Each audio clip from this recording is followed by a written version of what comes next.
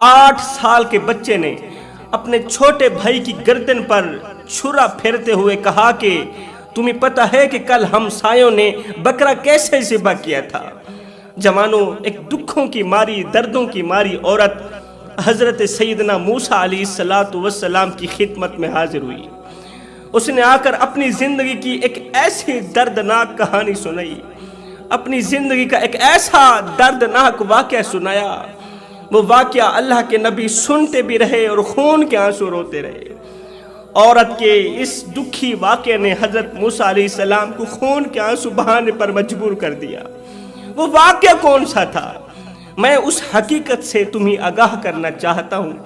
यहाँ पर हज़रत सैयदना अलीजुल मुर्तज़ा शेर खुदा करमल्लाहु वजहुल करीम की इस फरमान को बयान करना लाज़िम समझूंगा, ज़रूरी समझूंगा। हज़रत सैयदना अलीजुल मुर्तज़ा शेर खुदा करमल्लाहु वजहुल करीम ने क्या खूब फरमाया था कि शुक्र करो कि अल्लाह ताला ने गमों को पैदा कर दिया, अल्लाह ताला ने हमारे लिए मुसीबतों को पैदा फरमा दिया, अल्लाह ताला ने हमारे लिए परेशानियों को पैदा फरमा दिया।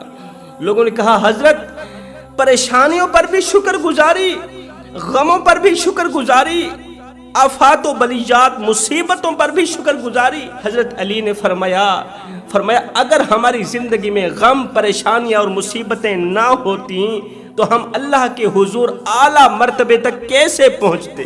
अगर हम मुसीबतों में सब्र ना करते तो अल्लाह के हुजूर आला मकाम पर कैसे पहुंचते। खुशियों में तो हर इंसान शुक्र गुजारी करता है, मज़ा तो तब है कि गुर्बत में शुक्र गुजारी की जाए, मज़ा तो तब है कि गमों में शुक्र गुजारी की जाए। मुसीबतों, परेशानियों और गमों के दौरान अल्लाह ताला की शुक्र गुजारी करना ये एक ऐसा अमल है जो अदना से अदना इंसान को भी फरिश्तों से अफजल बना देता है।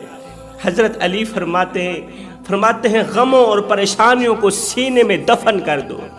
अगर इनको चेहरों पर सजाओगे तो कमज़ोर हो जाओगे, अगर इनको अपने चेहरे पर सजाओगे तो कमज़ोर हो जाओगे। जवानों, हज़रत सैयदना मूसा अलैहिस्सलातु वस्सलाम का दौर था। हज़रत मूसा अलैहिस्सलाम के दौर की दुखों की मारी, दर्दों की मारी एक दुखियारी औरत हज़रत मूसा अलैहिस्सलाम की खिदमत में हाजिर हुई। रोकर उसने अपना दुखड़ा सुनाया, कहने लगी, ऐ अल्लाह के नबी, क्या मुझसे बढ़कर भी कोई दुखी इंसान होगा? क्या मुझसे बढ़कर भी कोई तकलीफ देह इंसान होगा? क्या मुझसे बढ़कर भी कोई दर्दों का मारा होगा?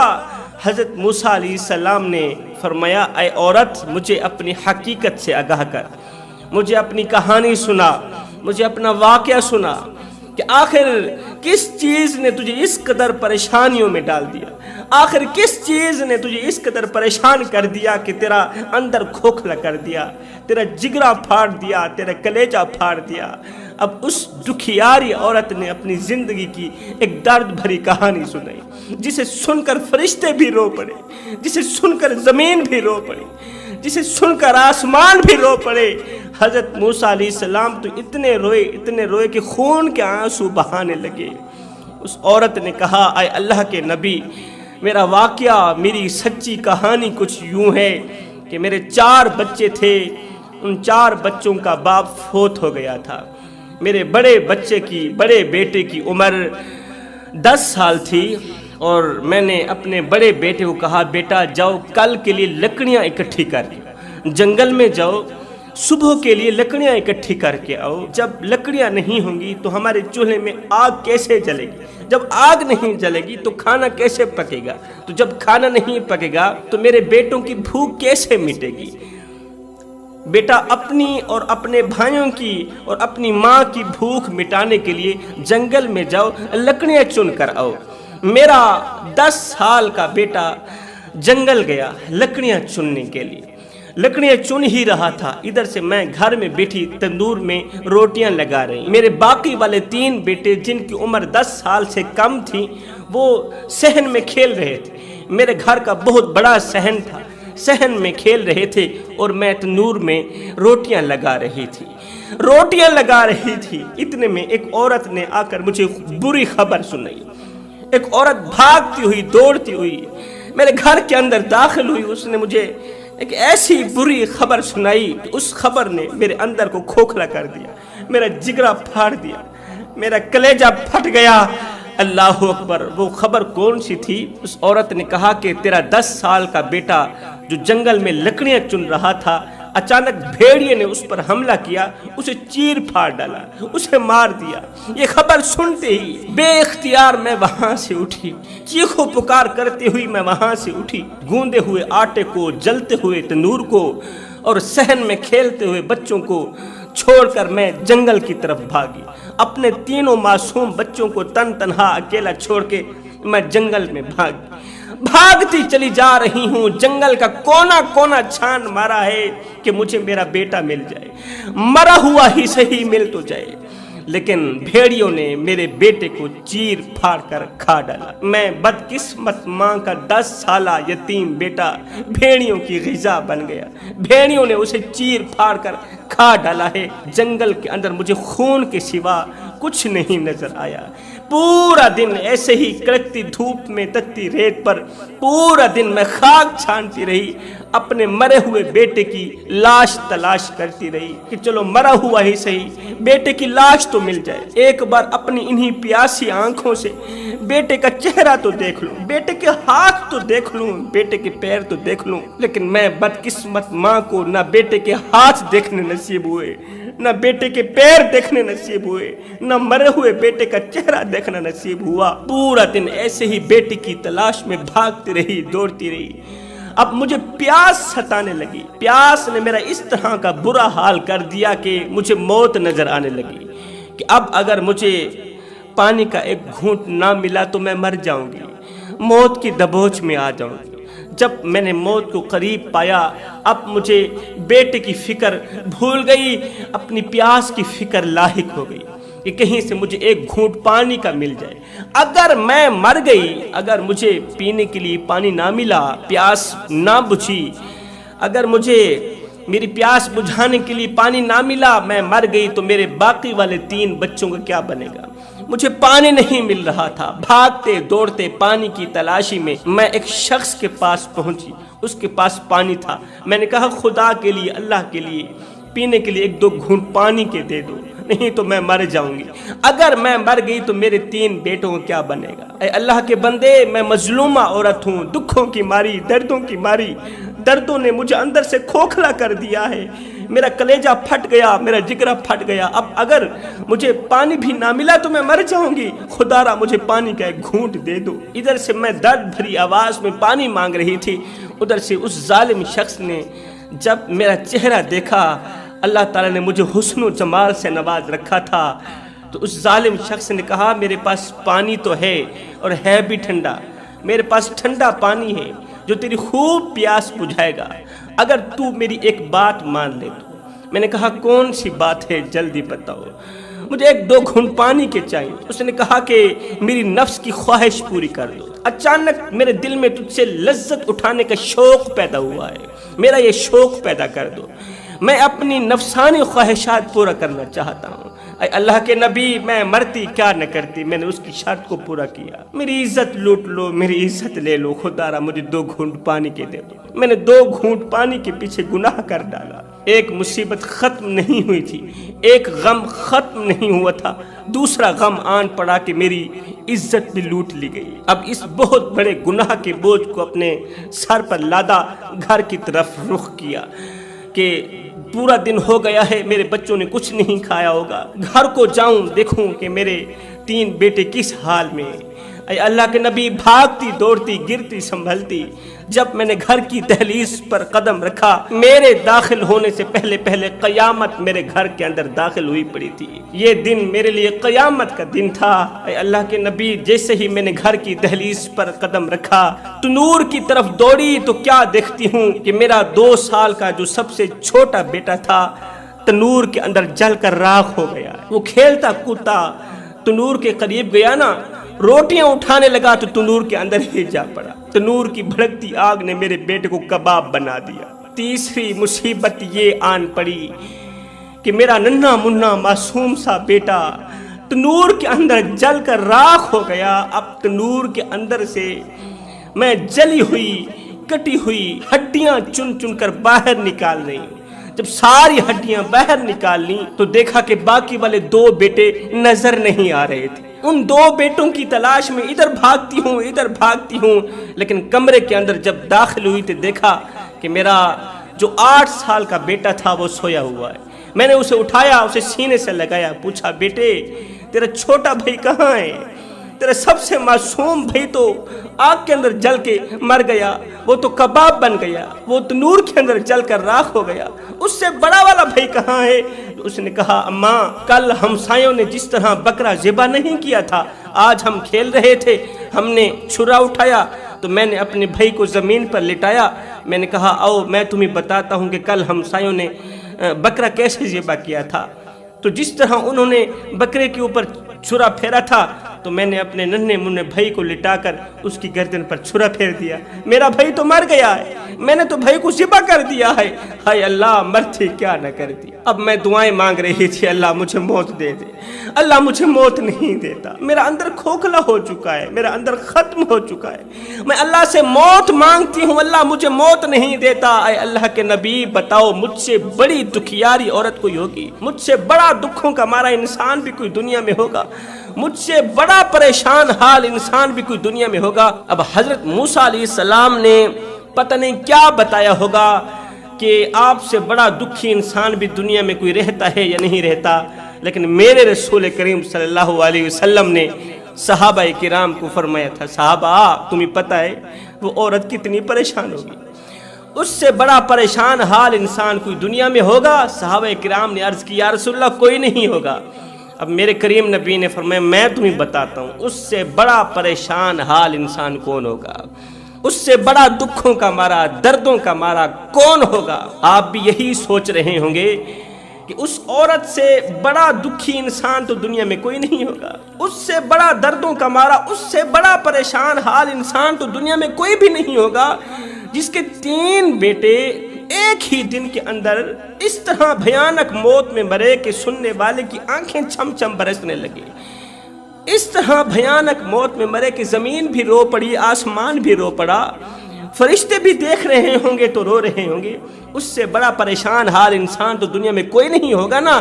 اب اللہ کے رسول نے فرمایا صحابہ میں تمہیں بتاتا ہوں اس سے بڑا پریشان حال انسان کون ہوگا؟ فرمایا قیامت کا دن ہوگا، نفسا نفسی کا عالم ہوگا، ہر بندہ ہائے ہائے کی پکار رہا ہوگا، نفسی نفسی کی پکار رہا ہوگا۔ اتنے میں ایک شخص پہاڑ جتنی نیکیاں لے کر، سبحان اللہ، احد کے پہاڑ جتنی نیکیاں لے کر قیامت کے میدان میں اترے گا، لوگ دیکھیں گے اتنی بڑی نیکیاں، لوگ دنگ رہ جائیں گے، حیران رہ جائیں گے، اتنی بڑی نیکیاں لے کر قیامت کے میدان میں اترے گا کہ فرشتے دیکھ کر بھی حیران رہ جائیں گے، اتنی بڑی نیکیاں۔ مگر سنو اتنی بڑی نیکیاں، صحابہ بتاؤ تو صحیح، جس کے پاس احد کے پہاڑ جتنی نیکیاں ہوں گی وہ کتنا بڑا عبادت گزار ہوگا، وہ کتنا بڑا نیکوکار ہوگا۔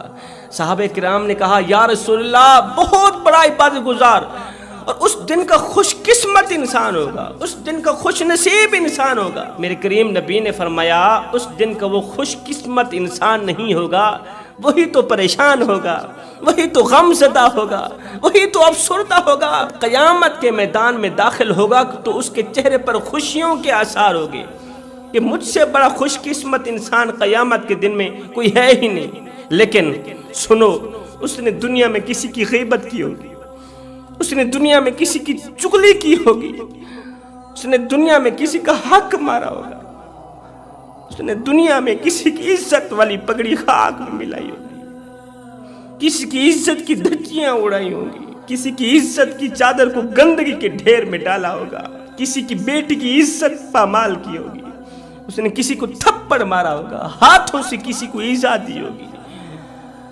کانوں سے کسی کی چغلی سنی ہوگی، زبان سے کسی کی چغلی کی ہوگی، کسی کی غیبت کی ہوگی، جھوٹ بولا ہوگا۔ اللہ اکبر، وہ نیکیوں کا پہاڑ لے کر تو آئے گا، مگر سنو جس جس کی اس نے چغلی کی، جس جس کا اس نے دل دکھایا، جس جس کی اس نے جگرے پھاڑے، کلیجے پھاڑے، وہ لوگ حاضر ہو جائیں گے اللہ کے حضور، عرض کریں گے یا باری تعالیٰ اس نے ہمیں دکھ دیا تھا، یا باری تعالیٰ اس نے ہمارا قرض دینا ہے، اس نے ہماری غیبت کی تھی، اللہ فرمائے گا اس سے نیکیاں لیتے جاؤ۔ اب چغلی کی سزا یہ ہے، نیکیاں لیتے جاؤ۔ جھوٹ کی سزا یہ ہے، نیکیاں لیتے جاؤ۔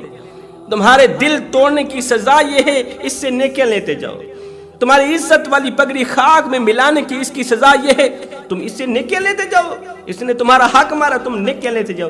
نیکیاں لیتے جائیں گے، قرض دار آئیں گے، نیکیاں لیتے جائیں گے، لیتے جائیں گے، یہاں تک کہ اس کے دامن میں ایک نیکی بھی باقی نہیں رہے گی۔ وہ اپنی آنکھوں سے اپنی نیکیوں کو جاتے ہوئے دیکھے گا، نیکیوں کو تقسیم ہوتے ہوئے دیکھے گا۔ جب اس کے دامن میں ایک نیکی بھی باقی نہیں رہے گی، اب وہ رونا شروع کر دے گا۔ اب اس کے چہرے پر پریشانیوں کے آثار نمودار ہونے لگیں گے۔ یا اللہ یہ کیا ہو گیا، میں تو نیکیوں کا پہاڑ لے کر میدان میں اترا تھا کہ مجھ سے بڑا عبادت گزار کوئی نہیں ہے۔ یہ کیا ہو گیا، میرے دامن میں ایک نیکی بھی باقی نہیں۔ اب نیکیاں ختم ہو جائیں گی، عبادات ختم ہو جائے گی، مگر سنو قرض داروں کا ابھی قرضہ پورا نہیں ہوگا۔ نیکیاں ختم ہو گئی ہیں مگر قرض داروں کا ابھی قرضہ پورا نہیں ہوا۔ اب اللہ فرمائے گا اس طرح کرو، تمہارے پاس جو گناہ ہیں، تمہارے جو گناہ ہیں نا، اسی کے خاتے میں ڈالتے جاؤ۔ اللہ اکبر۔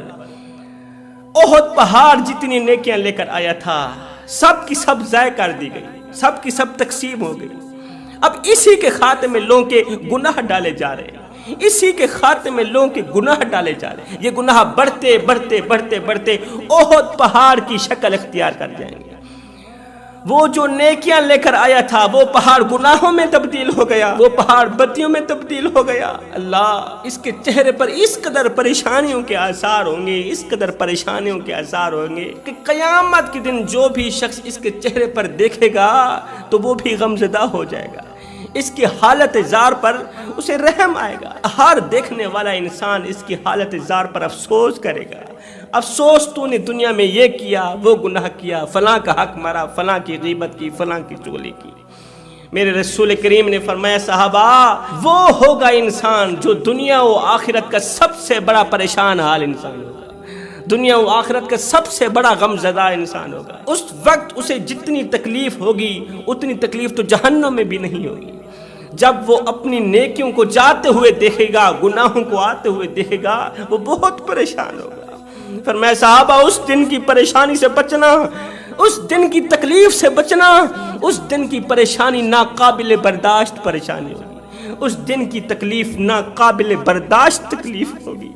حضرت سیدنا موسیٰ علیہ السلام کے پاس ایک عورت آئی، کہنے لگی اے اللہ کے نبی، مجھ سے ایک بہت بڑا گناہ سرزد ہو گیا تھا اور میں نے اللہ کے حضور توبہ کی ہے، آپ بھی دعا کریں کہ اللہ تعالیٰ میری توبہ کو قبولیت کا شرف عطا کرے۔ اللہ کے نبی نے پوچھ ہی لیا، اے عورت بتا تو صحیح، تو نے کون سا ایسا گناہ کیا ہے؟ اس نے کہا کہ وہ گناہ یہ تھا کہ میری گلی سے ایک خوبصورت نوجوان کا گزر ہوا، جب میں نے اس خوبصورت نوجوان کے خوبصورت چہرے کو دیکھا تو میرا دل بے قرار ہو گیا، میرا دل آپے سے باہر ہو گیا، میرا دل بے قابو ہو گیا۔ میں نے اسے اپنے گھر میں بلایا، اس سے گناہ کر بیٹھی۔ اللہ اکبر، گناہ ہو گیا۔ اسی کے گناہ سے ایک بچہ پیدا ہوا، زنا سے بچہ پیدا ہوا۔ جب بچہ پیدا ہوا تو میں اپنے اس گناہ کو چھپانے کے لیے بچے کو، معصوم سے بچے کو بے دردی سے مارا، بے رحمی سے مارا، اس کا قتل کر کے، اسے مار کے اسے مٹی کے سپرد کر دیا۔ اس کے بعد میں نے اللہ سے توبہ کی، اللہ تو میری توبہ قبول فرمانا۔ یہ سنتے ہی حضرت موسیٰ علیہ السلام جلال میں، او بدبخت عورت، او بدقسمت عورت، او جہنمی عورت، یہاں سے دفع ہو جا، کہیں ایسا نہ ہو تیرے اس گناہ کی نحوست کی وجہ سے آسمان سے آگ برسے اور ہم بھی آگ کی لپیٹ میں نہ آ جائیں۔ تیرے اس گناہ کی نحوست کی وجہ سے آسمان سے پتھر برسے اور ہم بھی پتھروں کی زد میں نہ آ جائیں، یہاں سے دفع ہو جا۔ اب وہ عورت ٹوٹے ہوئے دل سے روتی ہوئی وہاں سے بھاگی، کہتی جا رہی، ہائے میں کیا کر بیٹھی، ہائے میں کیا کر بیٹھی، اللہ اب تو مجھے معاف نہیں کرے گا، اب میری توبہ قبول نہیں ہوگی نا، اللہ اب تو میں قیامت کے دن جہنم میں جاؤں گی نا۔ یہ عورت روتی ہوئی، چیختی ہوئی، چلاتی ہوئی گھر کی طرف بھاگی۔ ادھر سے حضرت جبریل علیہ السلام وحی لے کر حضرت موسیٰ علیہ السلام کی خدمت میں حاضر ہوئے۔